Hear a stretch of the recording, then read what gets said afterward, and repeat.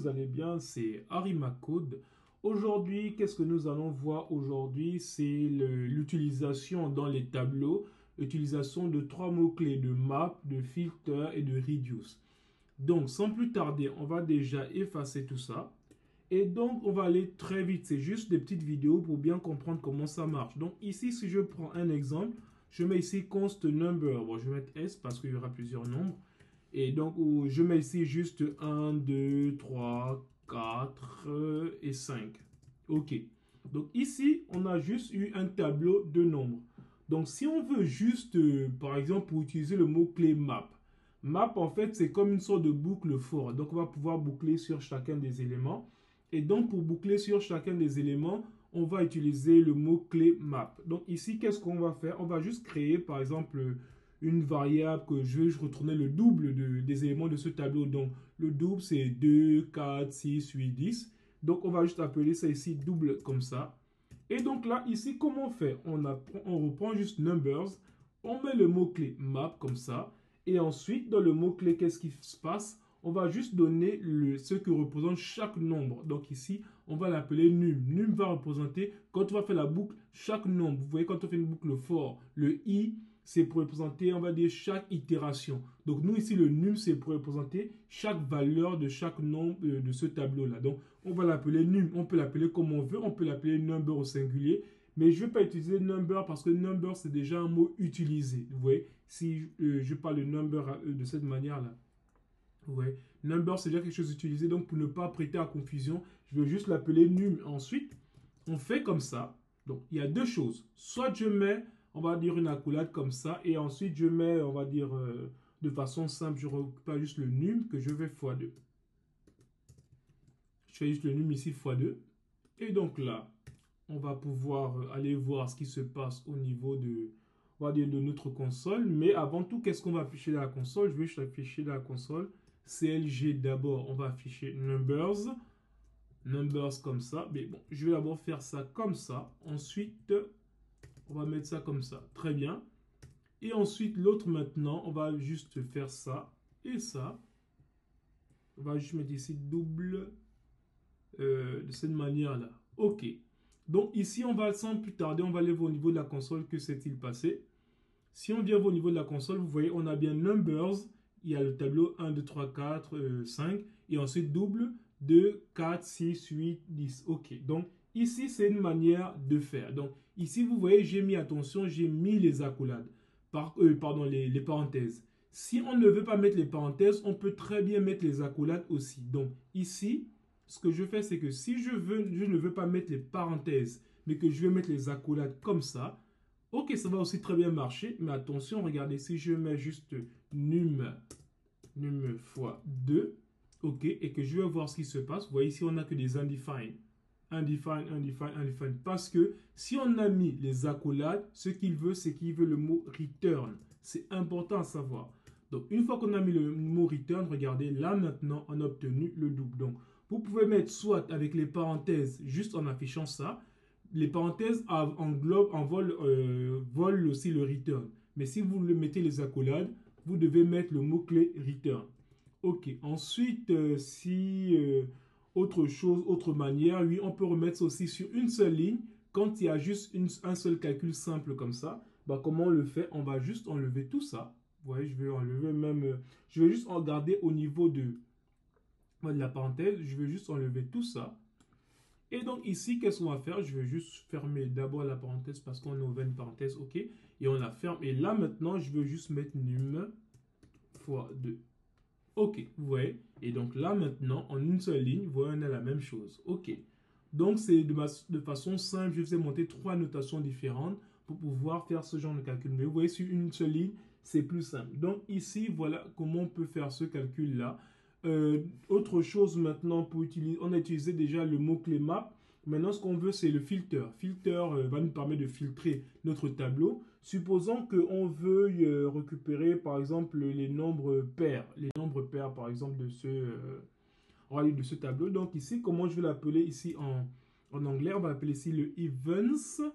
Events comme ça, ok. Et dans le events, qu'est-ce qu'on fait? On va toujours faire la même chose, numbers.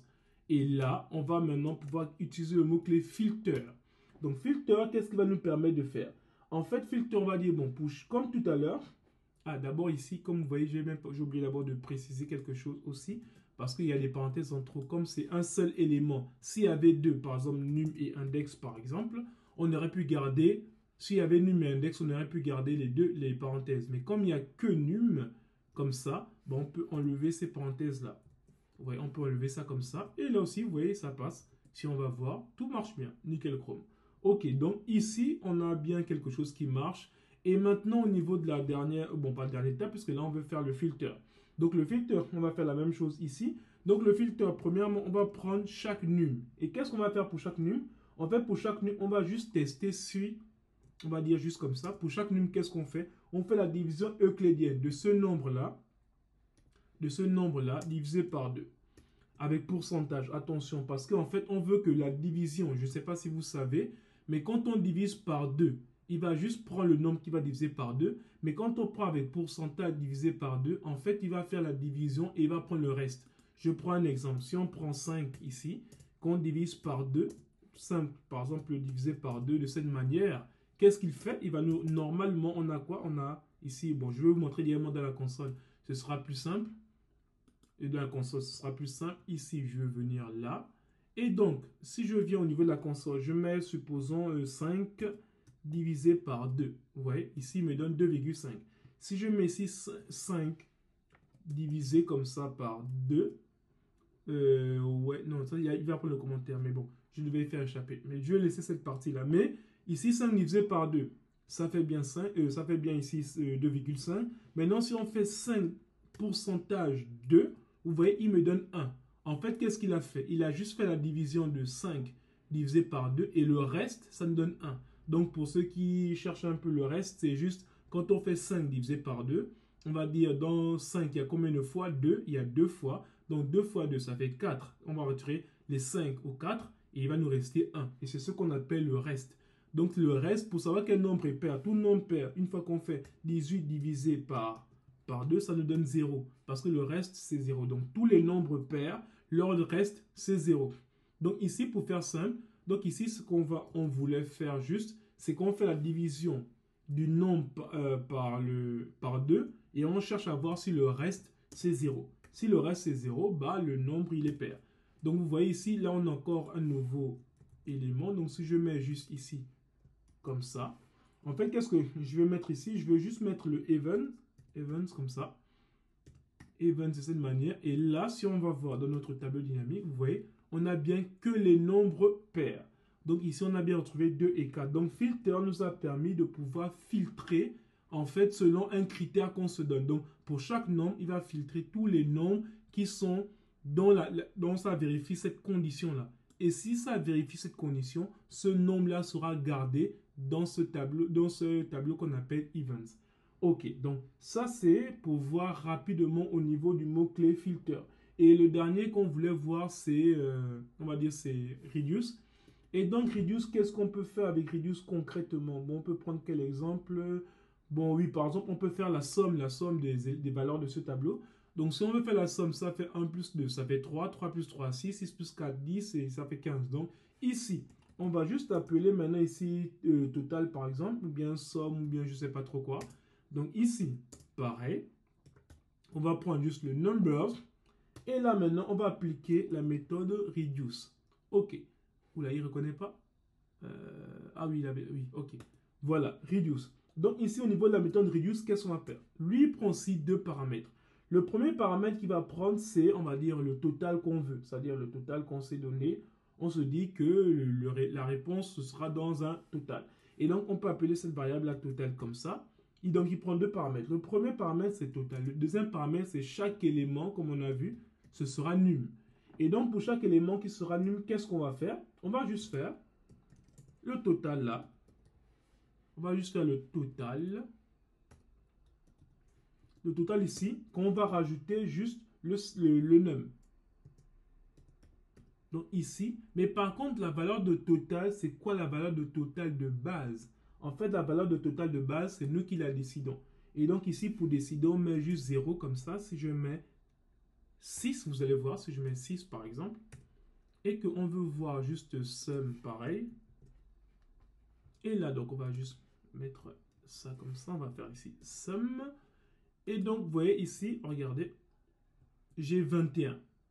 Il n'a pas, et plutôt quand on a dit le total, ça faisait 15. Mais 15 plus 6, ça fait 21.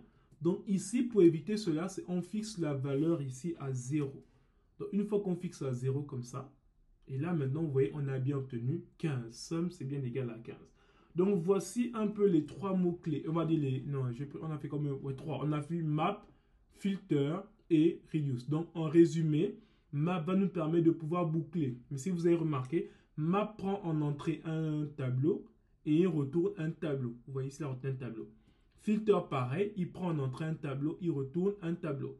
Tandis que sum, il prend en entrée un tableau et ensuite il va retourner juste une valeur. Donc ici, c'est ça la différence vraiment entre les trois. Mais le double, on va dire, qu'est-ce qu'il a fait avec map? On a juste bouclé sur chacun des éléments pour appliquer une formule sur chaque élément. Ici, on a juste fait le double. Là, maintenant, pour le filter, on a voulu juste retourner les nombres qui étaient pairs. Donc, on a dit la condition qu'il retourne une valeur, c'est si elle respecte le critère là. Et toutes les valeurs qui respectent ce critère sont du nombre de 2 et 4. Et là, maintenant, reduce, qu'est-ce qu'on fait? C'est que reduce, il prend deux paramètres. Le résultat final qu'on veut retourner, nous, dans notre cas, c'est nous qui choisissons la variable. Je l'ai appelé total et num là va représenter chacune des valeurs de ce tableau. Donc ici, qu'est-ce qu'on fait? On prend le total, dont on a mis la valeur 0 et ensuite la première valeur, on rajoute, c'est 1. Donc on fait 0 plus 1, ça fait 1. Ensuite, donc dans le total, on a 1. Ensuite, la deuxième valeur, c'est 2. Donc on va faire 1 plus 2, ça fait 3. Et le 3, on remet dans le total. Et donc ici, total, il y aura maintenant 3. 3 plus 3, ça va faire 6. 6 plus 4, ça va faire 10. Et 10 plus 5, ça va faire 15. Et le 15 là maintenant, c'est ce qui sera mis dans la valeur sum. Et donc voilà comment on a pu afficher ça. Donc je vous donne rendez-vous à la vidéo prochaine. Merci.